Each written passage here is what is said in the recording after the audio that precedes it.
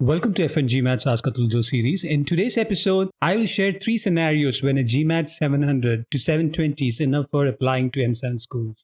Number 1, multicultural exposure. This is one experience that will compensate for your GMAT 700 or 710 or any 20 to 30 points below the median score of the class.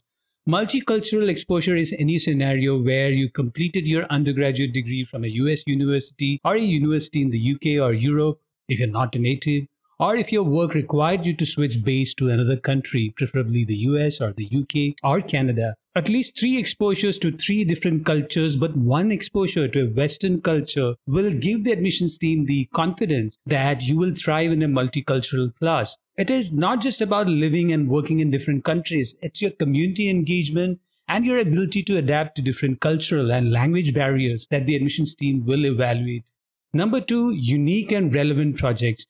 This is a factor that has an unusual impact on admission chances. For instance, in 2018-19, cryptocurrency was this novel idea, and anyone who worked in the industry was perceived to be a risk taker and a pioneer in creating a unique ecosystem for creators.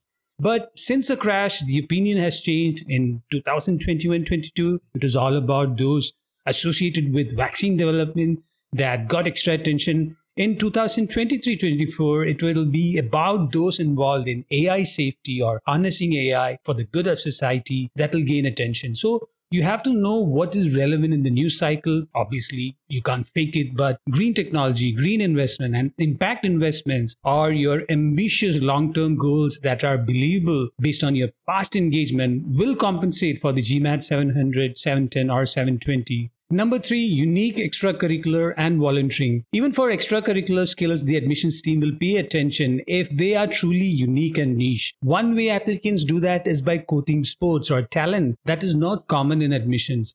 In volunteering, it could again be an association with a cause that was in the mainstream media's or social media's consciousness that gives applicants the edge.